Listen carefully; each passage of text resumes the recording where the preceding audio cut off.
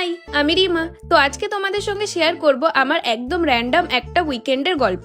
সত্যি বলতে এই উইকেন্ডে কোথাও যাওয়ার কোনো প্ল্যানই ছিল না, আর কিছু পার্সোনাল কারণে মনটাও একটু অফ ছিল। কিন্তু আমাদের জীবনে কিছু মানুষ আসে যারা একদম এঞ্জেলের মতো, তাই না? আমার সেই বন্ধুটাও ঠিক তেমন। আমার মুড ভালো করার জন্য হঠাৎ বলল চল বেরোই। কোথায় যাব কিছুই ঠিক ছিল না, তাই একদম আবোল তাবোল ভাবেই পৌঁছে গেলাম আবোল তাবোলে। কারণ অনেস্টলি জীবনটাও তো একটু আবোল তাবোলই।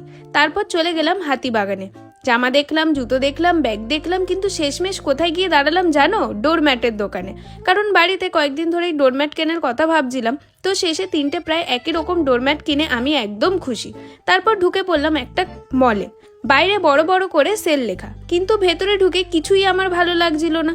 জানি না, হয়তো বা আমার রুচিরই সমস্যা। তো শেষে আমরা চলে গেলাম ফুচকা খেতে। কারণ পৃথিবীতে সবকিছু সলিউশন না থাকলেও ফুচকার মধ্যে একটা আলাদা শান্তি আছে। আর ফান ফ্যাক্ট, আমরাই ছিলাম ওই কাকুর লাস্ট কাস্টমার।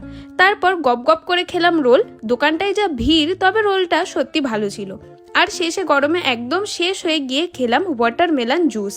কিন্তু কাকু আইস দিতেই ভুলে গিয়েছিল। পরে কিছু এক্সট্রা আইস চেয়ে নিলাম। তারপরে খেলাম একটা আমপান্না। আর অনেস্টলি ওই এক গেলাসেই পুরো মুডটা রিফ্রেশ হয়ে গেল। চলো টাটা।